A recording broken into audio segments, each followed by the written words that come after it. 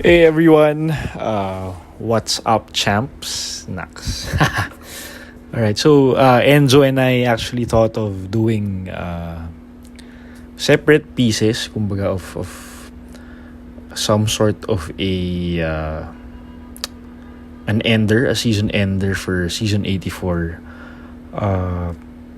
individually, kumbaga. So we thought of doing audio exclusives on our own. Hindi namin pinag-usapan yung ilalagay namin sa kada recording namin.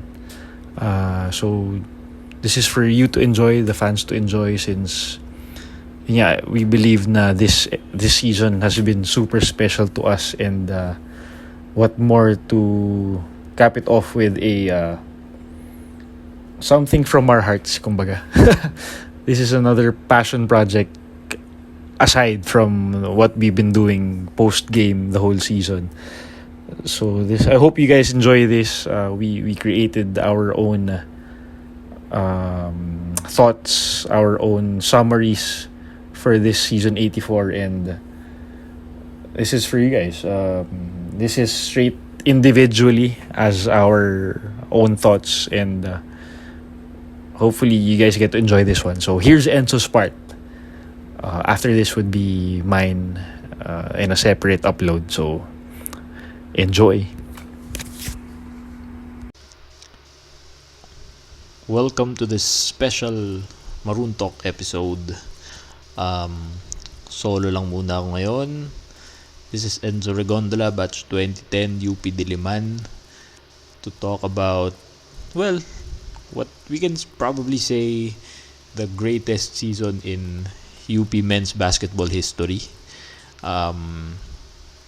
Hindi nyo na kailangan tanungin. I mean, it's all over the news. Alam nyo naman, nag-champion ng UP for the first time since 1986.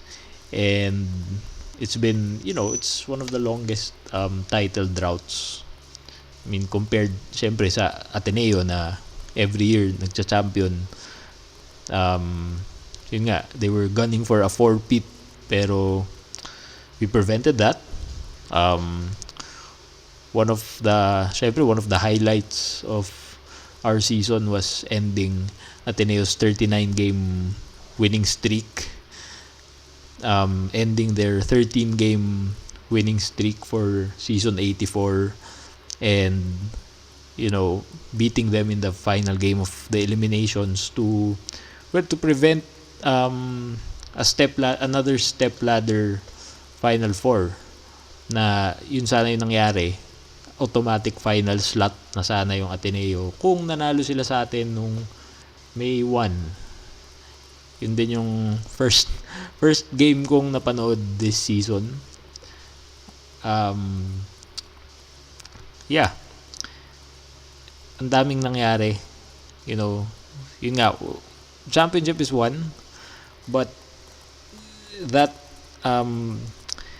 aspect of the season na we were able to beat Ateneo after losing to them for the past 5 years. I think 2016 yung last win natin against Ateneo, and for UP that's a big win, but for the UAAP community, I guess it's something positive na finally merong nakatalo sa Ateneo after close to 3 years. Diba? The run of dominance was over, and it was thanks to UP. Not just the winning streak, but yun nga, yung 4-peat na sana ma-achieve na Ateneo had they become champions again this year. We all know what happened in the finals. One of the greatest playoff series, one of the greatest postseason series in the history of the UAAP, at least in the modern UAAP, yung alam nating UAAP, yung inabutan natin na UAAP. This might be the greatest, diba? 3 games, 2 doon nag-overtime, yung last pa naging it was won by a last second 3-pointer, almost a buzzer beater. Nag-iwan lang si JD kagulangan ng 0.5. I mean, you couldn't ask for a better series talaga. Tapos all of those games were decided or were not decided until the last, at least until the last minute of the game. Diba? So yeah, the greatest season in UP history so far. One of the main things that happened in season 84 was the condensed schedule of games. Diba? They were playing Tuesdays, Thursdays, and Saturdays. 3 games a week. Every team plays. Everyone plays every other day. And minsan iniisip ko baka hindi kaya nakakapagod yun. But at the same time, I'm also, looking back. Siguro that was one of the best things to happen to UP is to have that condensed schedule. I mean, I think it helped for all schools, including Ateneo, including Lasal, lahat. I think the condensed schedule helped, but especially for our team, for UP, kasi on paper, titignan mo lang yung rosters ng bawat school. Well, you can argue that UP has the best talent in depth. Nasa UP yan, pabor sa UP. And we had a rookie head coach in Coach Goldwyn Monteverde. Of course, a champion coach in the juniors. Pero still, kahit anong sabihin mo, kahit na ilang championship na panalo sa juniors, rookie head coach pa rin siya sa seniors level. So it's still something new for him, diba? And the fact that we had that combination of good talent, of good and talented players, plus a good and solid, smart head coach at the helm. The fact that they were playing every other day almost, I think it helped them to be more focused game in and game out. Focus sila palagi. So there was no time to slack off. There was no time to relax. Yun nga, because of the tight schedule, they can't afford to relax. Diba? It's a short season. It's only 14 games. Tapos pinaikli pa ng, yun nga, playing 3 games a week. Tapos wala na. Diba? So you lose focus for just 3 days. Baka it would cost you maybe 2 games already. And that could spell the difference between making it to the Final Four and saying see you next year to the other schools who will make it to the top 4. Thankfully, hindi yun nangyari sa UP. Yun nga, kasi focus sila palagi because of that condensed schedule.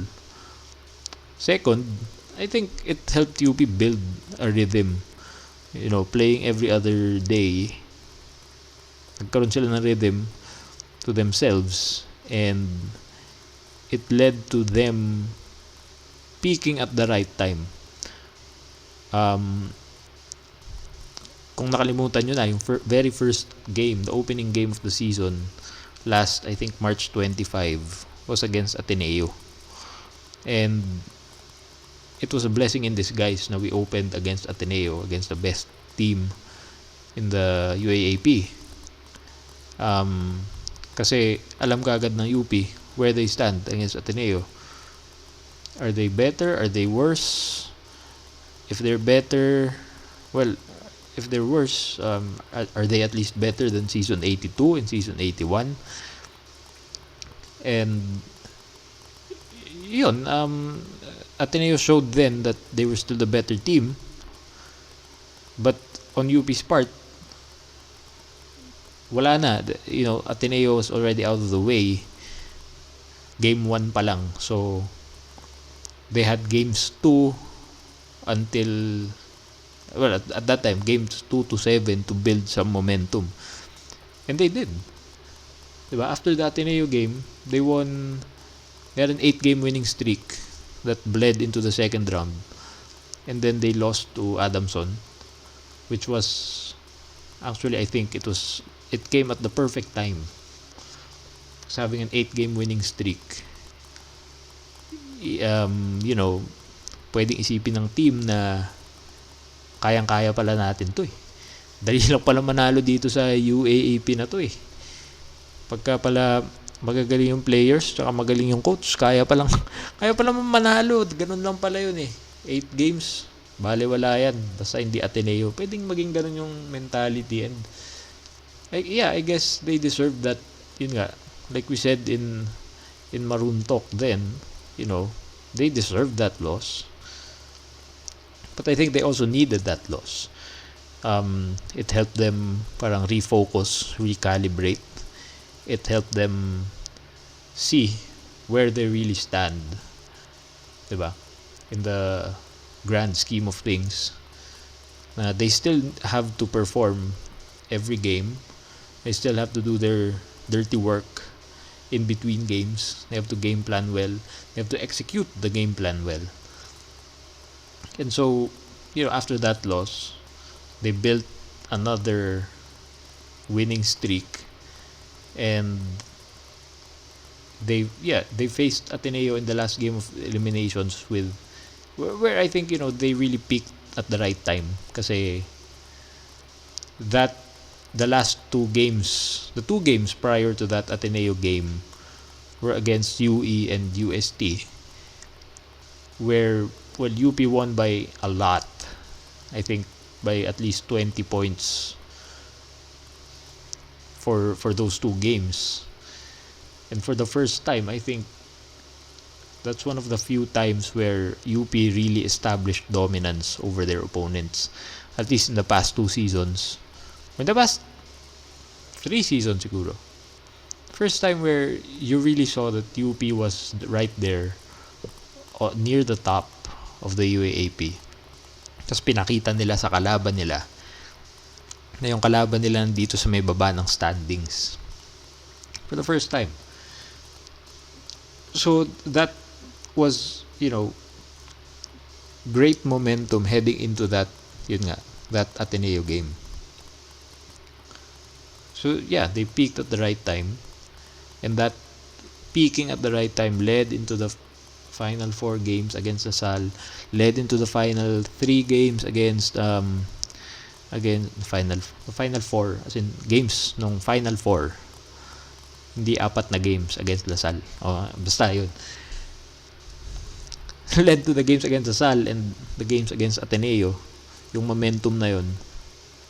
Yeah, and that led to a championship for us, which is first time in 36 years. Congrats to everyone. Congrats to the community, the long-suffering fans of the team. I think we all deserve this. Well, the next thing I want to talk about the team is really how well the team was able to bounce back from defeat. No, sinabi ko yan, actually isa yan sa mga one of my most well-liked tweets for this season. Yung sinabi ko na the team bounces back. They've showed that every game the season they performed better than the previous game, and parang there's no better proof than the fact that UP never lost back-to-back games for the season, which is something na who can say that? Ateneo can say that. We're at that level.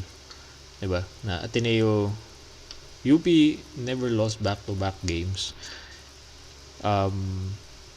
After that first loss to Ateneo in game number 1, they performed where the team performed relatively bad. We can say that. I think it's fair to say that they played relatively bad. But yun, game number 2 they played better. Game number 3 they played better, and so on until the very end. Of course, exception yung talo natin sa Adamson. We didn't play better than the previous game, but after that loss, we did bounce back. We won the next game. Played better, I guess. That's why we won. But the fact that we never lost back-to-back games speaks so much about, I think, the coaching. For a coach to parang always get his boys to focus on the next game, to not let it affect them so much, to come up with a game plan that would work for the next game in and game out. Really, props to Coach Gold and the rest of the coaching staff for that. Not just for the season 84. I think the team as a whole in the long term, pwede mo sabihin they really are a bounce back team. Since Coach Bo Perasol took over, the team steadily increased their win total every season. Diba? I think his first year in when was that? 2015. 2015 they won 3 games. The next season they won 5 games. The next season they won 6. Then they won 8. Then they won, I think, 9 games and made it to the Final Four. Again, those 2 times. And now we won 12 games. It's yun nga, yung bounce back ability ng team transcends this season. It goes beyond. Diba? If you look at zoom out a bit in the macro scale, yun, nakikita mo yung trajectory ng win totals palang paakyat palagi. Siyempre, nasa 12 tayo ngayon. If the trend continues, will we win 13 next year? Will we win 14 and get a sweep next year? We don't know. I don't want to preempt it, but I guess we'll find out. Diba? And kung sa results naman, apart from beyond the win totals, how can you have a better season than winning a championship? Diba? That's the best result you can get. Siguro may higitan lang yun by sweeping a whole season. Siguro yun. That's the only way we can have a better season than we did this year. Well, maybe win games more convincingly. Maybe that's one. But we get wins however we can. Of course, we want to play well, but at the end of the day, a win is a win, but that's what matters in the standings. Diba? You win by 1 point, it's the same as winning by 20 points. So yeah. Two more things I want to say about this team is, looking ahead after this season. I think this team is really built the right way, from the players to the coaching staff to the man in charge of running things. Nasabi ko to sa previous episode natin, na Coach Bo is the perfect man for the job because he's gone through it all. He went through everything with UP. Yun nga, started by winning just 3 games in 1 year, but steadily increasing the win totals. Went, bringing the team to the Final Four for the first time since 97, bringing them to the finals for the first time since before that. I think 86 din. I'm not sure. But yeah, he went through it all. And then came season 82, where it was a disappointing outcome for the team. With all that talent, they didn't manage to get to the finals even. They lost a twice to beat advantage against UST. He has seen it all. And what I mean by this is, even the way the roster is constructed, it started na puro homegrown yung nakuha nila, or homegrown in the sense na UPIS graduates, o yung hindi sila mga big names.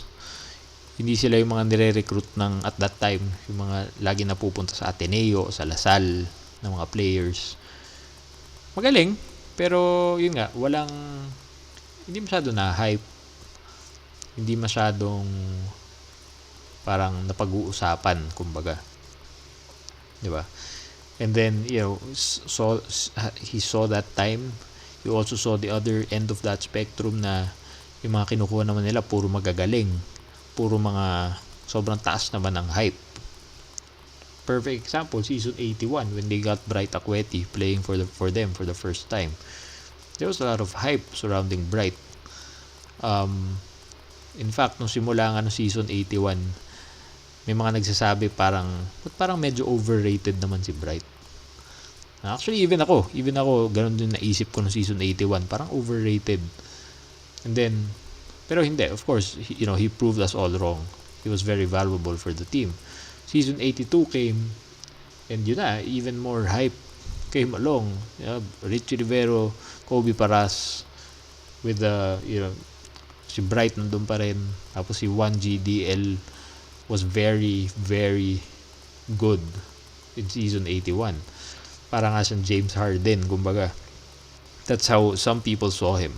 Diba? Parang James Harden. So, there was so much hype surrounding season 82. Of course, the team came crashing down. But now, we saw with this team,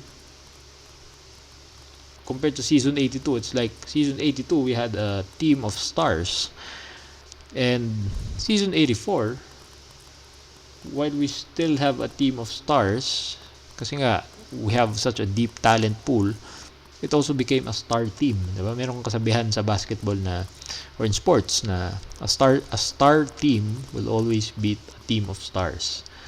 Yan, isa sa mga cliches yan na gusto ko talagang palaging sinasabi. Kasi totoo yun. And perfect example is this year. There was more chemistry, I guess. Players got along more on the court. And that's why I'm saying, this team is built the right way. Because, the man in charge, the program director, Coach Bo, has been through a lot. And, also the winning a championship, parang na-validate yung the way the roster was constructed. Parang may system, I guess merong system si Coach Gold that works. So, moving forward, since alam mo na yung system, it's a matter of, meron na established system, it's a matter of, getting players who will fit the system, who will fit that system that the coaching staff has. Kasi, I don't know if you guys will agree with this, pero before this season, I guess season 82 is the prime example. Parang ang kinukuha ng UP is, sige, kunin natin kung sinong pinakamagaling dyan. Let's get the best players available without looking at whether they will fit together or not.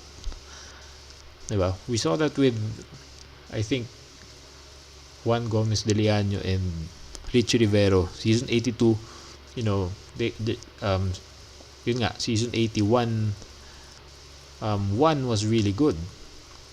And then season 82, parang merong clash ng roles, I guess, with Richie. So, decline. Nag-decline sila pareho.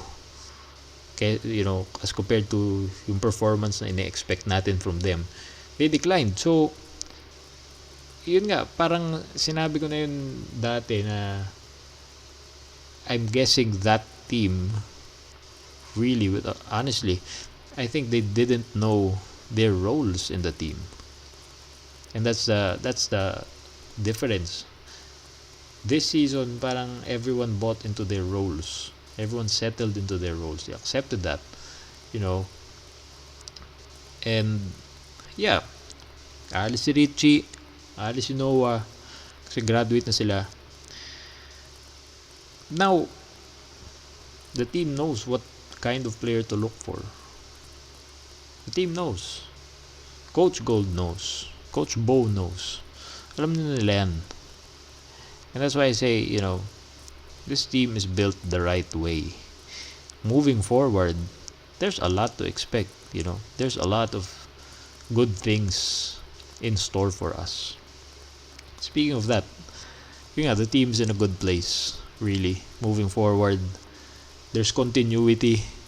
Sinabi ko, 2 lang players nag-graduate. The core is still there next season.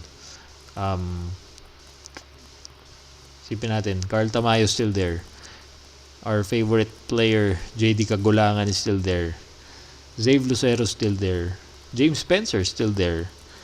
CJ Cancino, Malik Diouf, Harold Alarcon, Jerry Abadiano, Terence Fortea, lahat yan maglalaro pa. And I'm just mentioning, the players who saw a considerable amount of time for season 84. Diba? Sinabi na namin to ni Fim previous episode.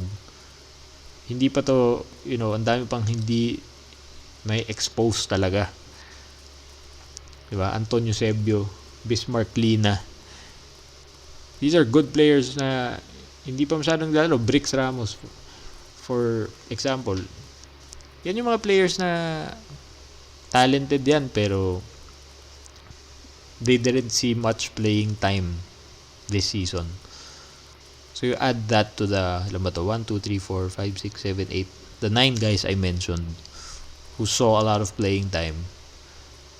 But these guys, we still have a very solid lineup heading into season 85, diba? And props to everyone who runs the team, who run the team.